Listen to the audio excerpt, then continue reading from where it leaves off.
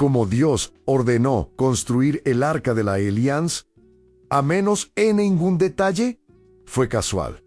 Hay momentos en la historia en los que Dios no habló en parábolas, no habló en símbolos abiertos a interpretación. No dejó espacio para metáforas suaves ni significados flexibles. Hubo un momento en que Dios dio instrucciones tan específicas, tan detalladas y tan estrictas, que cualquier desviación podía costar la vida. No era poesía, no era una sugerencia, era una orden exacta. Después de liberar al pueblo de Israel de la esclavitud en Egipto, después de abrir el mar y hacer descender fuego del cielo, Dios decidió hacer algo que cambiaría para siempre la relación entre lo divino y lo humano. No solo entregó leyes, no solo dio mandamientos. Dio un dice, un diseño minucioso, un plano sagrado. En el libro de Éxodo, capítulo 25, Dios comienza a describir algo que no se parecía a ningún otro objeto sobre la tierra. No era un trono común, no era un altar tradicional, no era una simple caja, era el arca de la alianza. Y cada palabra que Dios usó para describirla tenía peso eterno. Dios le dijo a Moisés que el arca debía ser hecha de madera de acacia, no cualquier madera, no cedro, no olivo, no pino, acacia. Una madera resistente, densa, casi incorruptible en el desierto. La acacia soporta condiciones extremas. No se descompone fácilmente, no se quiebra con el calor. ¿Por qué acacia? Porque el arca no sería un objeto temporal, no sería decorativo. Debía resistir el tiempo, el movimiento, el desierto, la guerra. Pero la madera no era suficiente. Dios ordenó que fuera recubierta completamente de oro puro, por dentro y por fuera. No parcialmente, no solo visible, por dentro y por fuera. Y aquí surge una pregunta inquietante. ¿Por qué oro en el interior si nadie lo vería? ¿Por qué cubrir lo invisible con el material más valioso conocido por el hombre? Porque el arca no representaba una apariencia externa, representaba santidad total, integridad absoluta. Lo que está dentro debía ser tan puro como lo que está afuera. Las medidas tampoco fueron dejadas al azar. 2 codos y medio de largo, 1 codo y medio de ancho, 1 codo y medio de alto. Ni más grande ni más pequeña. Dios no dijo aproximadamente, no dijo algo similar, dio proporciones exactas.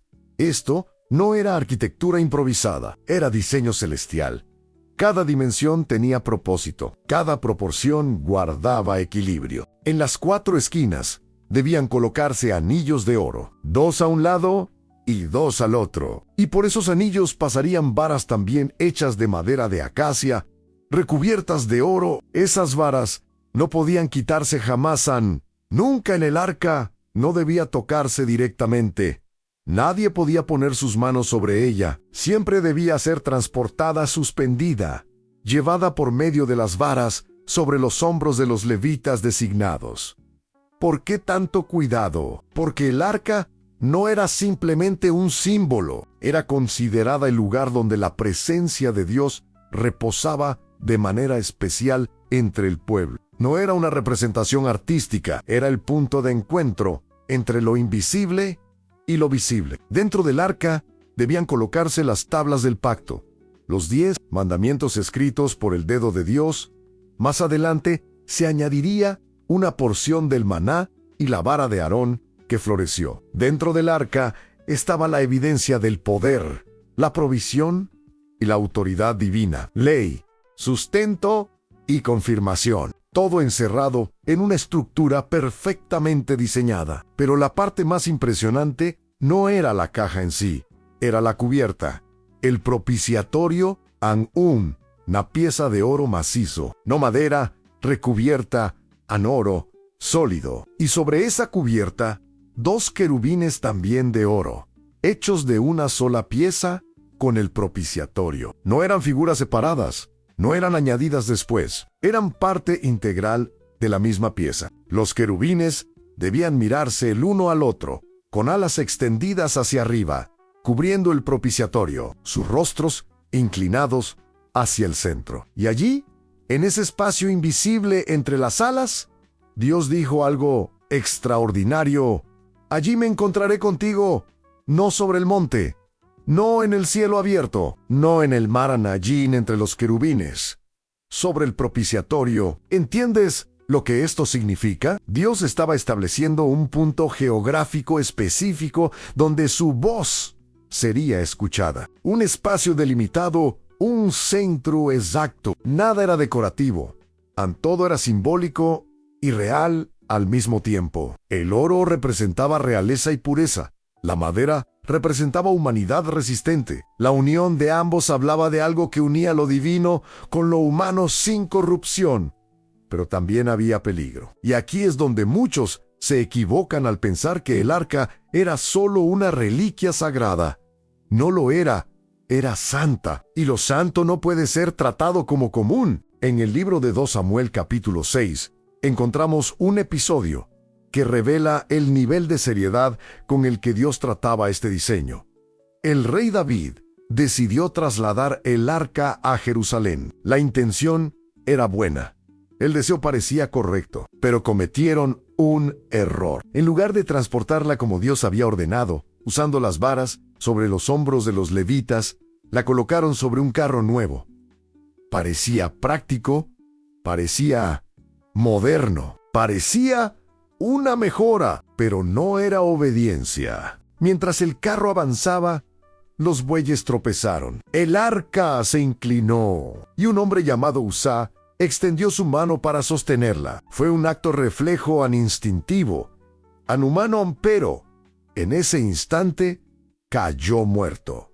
No por maldad, no por rebelión abierta, sino por tocar lo que Dios había declarado intocable. Muchos leen esa historia y sienten incomodidad. Parece extremo, parece severo. Pero la pregunta no es por qué Dios actuó así. La pregunta es, ¿por qué pensaron que podían cambiar las instrucciones? Dios no había sido ambiguo, no había dejado margen para creatividad humana.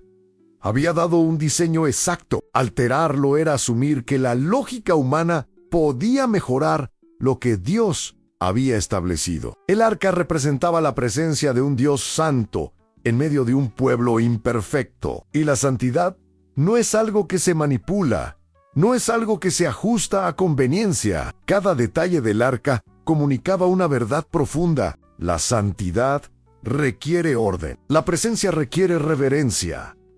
La cercanía requiere obediencia. Incluso el hecho de que el propiciatorio fuera de oro macizo tiene un mensaje poderoso. El lugar de expiación, donde se rociaba la sangre en el día de la expiación, no era madera cubierta, era oro sólido. La cobertura del pecado no era superficial, era total al absoluta. El sumo sacerdote entraba una vez al año, al lugar santísimo solo, una vez, con sangre, con temor, con preparación meticulosa. No cualquiera podía entrar, no en cualquier momento, no de cualquier manera. El arca estaba separada por un velo grueso, ocultan, inaccesible para la mayoría, no porque Dios quisiera distancia emocional, sino porque la santidad es incompatible con la irreverencia. El diseño del arca nos muestra que Dios es un Dios de detalle. No improvisa, no actúa por accidente, no habla por hablar cuando da instrucciones. Revela carácter. El oro interior nos habla de pureza interna. Las medidas exactas nos hablan de orden divino. Las varas permanentes nos hablan de movilidad bajo dirección específica. Los querubines inclinados nos hablan de adoración constante. Nada fue casual, incluso la palabra alianza implica pacto, un acuerdo solemne entre Dios y su pueblo. El arca era el recordatorio tangible de que Dios había establecido términos no negociables, no agitables. Y cuando Israel obedecía, el arca era símbolo de victoria. Cuando marchaban alrededor de Jericó, el arca iba al frente. Cuando cruzaron el Jordán, el arca entró primero y las aguas se abrieron. La presencia precedía el milagro, pero cuando era tratada con ligereza, traía consecuencias. No porque fuera un objeto mágico, sino porque representaba una realidad espiritual inalterable. El arca no necesitaba defensa humana, no necesitaba protección improvisada, no necesitaba mejoras logísticas, necesitaba obediencia. Hay algo profundamente incómodo en esta historia para nuestra mentalidad moderna. Vivimos en una cultura que valora reinterpretar, ajustar, adaptar. Pensamos que las instrucciones pueden optimizarse, que lo antiguo puede modernizarse sin perder esencia. Pero el arca nos confronta con una verdad diferente.